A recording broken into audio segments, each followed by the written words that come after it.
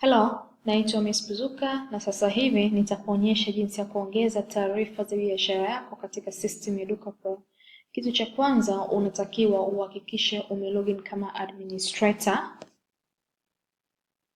Kisha uje katika menu ya company, uchague option ya view profile. Utaona kwamba hakuna taarifa zozote za biashara yako ambazo zimeingizwa katika system hii. Hivyo basi utabonyeza edit details na kuingiza taarifa zako kama ifuatavyo. Company name, utaandika jina la biashara yako.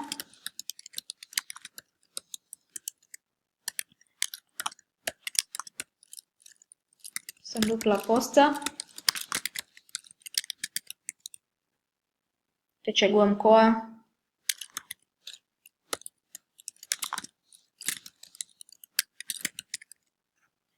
Utaingiza namba ya simu ya biashara yako katika mfumo wa 06 na kuendelea. Utaweka email address kama ipo. Kama haipo, sio lazima.